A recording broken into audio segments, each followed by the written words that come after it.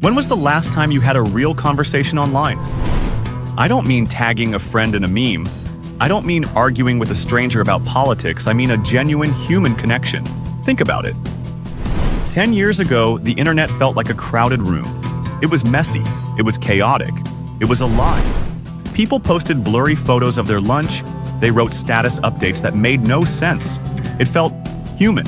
But today, scroll through your feed. What do you see? Perfection, curated algorithms, and something else, something cold. Have you ever noticed that the comment section feels repetitive? Like the same 5 phrases are being recycled over and over again? This is fire. Underrated comment. First, it's like walking through a bustling city, only to realize that everyone is wearing a mask, and behind the mask, there is nobody home. This is not just nostalgia. This is a mathematical reality. There is a theory circulating in the dark corners of the web. A theory so disturbing most people refuse to believe it. It's called the dead internet theory. It suggests that the internet didn't just change, it died. Around 2016 or 2017. And what we are using now? It's not a network of humans. It's a simulation, a zombie network.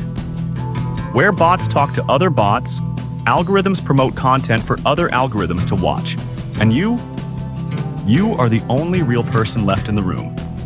Today, we are going to prove it. Let's look at the data. In 2016, security firm Inversion released a report. They found that for the first time in history, bot traffic surpassed human traffic. Read that again. More than 50% of the internet was already non-human. And that was before ChatGPT. That was before Midjourney. So, where did the humans go? They didn't leave. They were drowned out. Imagine you are at a concert. In 2010, there were 100 people screaming.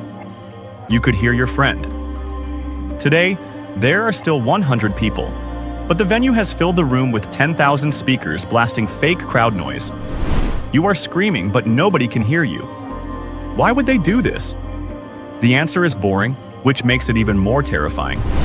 Money and control. Social media companies realized a flaw in humanity. We are inconsistent. We sleep. We get bored. We leave the app. Bots don't sleep. Bots don't get bored. If Facebook or Twitter wants to show high engagement numbers to their advertisers, they don't need you to comment. They just need activity. So they filled the empty space. They created an echo chamber. When you see a post with 50,000 likes, your brain thinks, wow, everyone agrees with this. But what if 45,000 of those likes were generated in a server farm in a basement? What if the trend you are following isn't a trend at all, but a manufactured illusion designed to make you buy something or vote for someone? You are not looking at the world.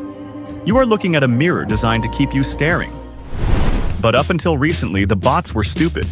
You could spot them. They had no profile pictures. They spoke in broken English. We laughed at them. Then came 2023, the year the lock on the cage broke. Generative AI entered the chat.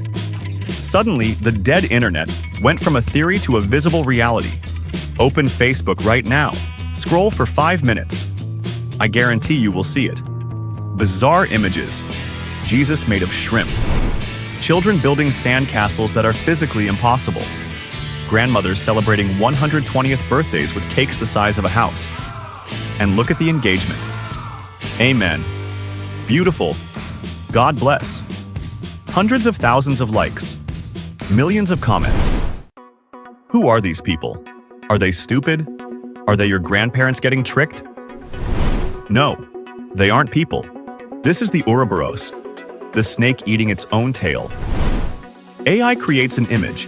An AI bot comments on it to boost engagement. The algorithm sees the engagement and pushes it to your feed. It is a closed loop of artificial garbage. A machine talking to a machine, generating ad revenue for a corporation, while you scroll past thinking, wait, am I the only one seeing this? This is called the slop. Content with zero nutritional value, created by nobody for nobody, and it is consuming the web. Experts predict that by 2026, 90% of online content will be synthetically generated. Think about what that means. 90%. If you walk into a library and 90% of the books are filled with gibberish written by a printer, is it still a library? Or is it a graveyard? This leads us to a psychological horror known as solipsism. It is the philosophical idea that you are the only mind that exists. Everyone else is just a projection, a background character, an NPC. Before the internet, this was just a thought experiment. Today, it is a practical reality. Think about your online friends. Have you ever met them? Have you heard their voice? Or are they just text on a screen? In the dead internet, you are screaming into a void, and the void is screaming back. But it's just an echo of your own voice, processed by an algorithm to keep you engaged. This creates a subtle, dangerous form of gaslighting. You remember events one way. The internet tells you it happened differently. You search for an old article, a video you saw 5 years ago. It's gone. Scrubbed. Replaced by 1,000 AI-generated articles that say the opposite. History is no longer written by the victors.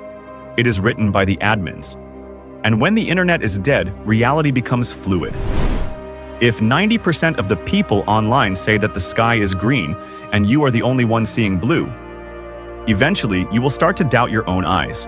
You will start to think you are the glitch. So, who killed the internet and why? It wasn't an accident. It was a murder. And the weapon was astroturfing. This is a strategy where you mask the sponsors of a message to make it look like it comes from grassroots participants, like a fake protest. Governments and corporations realize that censoring people is hard. It makes them angry. But drowning them? That's easy. If you want to hide a scandal, you don't delete it. You just unleash a million bots to talk about celebrities or cats or fake outrage. You dilute the truth until it becomes invisible. The signal is lost in the noise. This is weaponized apathy.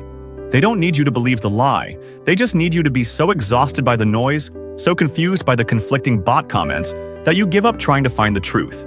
You turn off your brain. You scroll, you consume, you obey. The dead internet is not a bug. It is a feature. It is the ultimate control mechanism. A digital cage where the walls are made of content specifically tailored to keep you docile. So, is there any hope? Or are we doomed to float in this digital sewage forever? The solution is radical, and it's right in front of you. You have to disconnect. I don't mean deleting your account. I mean realizing that what you are watching right now, is not the real world. The dead internet theory has one flaw. It cannot fake the physical. It cannot fake the cold air on your face. It cannot fake the smell of rain. It cannot fake the feeling of holding a loved one's hand. The system wants you to stay online because that is where it is, God. But out there, in the physical world, the algorithm has no power. So here is my challenge to you. The Turing test for the human soul. After this video ends, put the phone down. Just for 5 minutes. Look at something real. Remind yourself that you exist. Because if we don't, if we accept the simulation, then the internet isn't the only thing that is dead. We are. Are you real? Prove it. Leave a comment that an AI could never write. Tell me something human. I'm Ahad, and I'll see you in reality.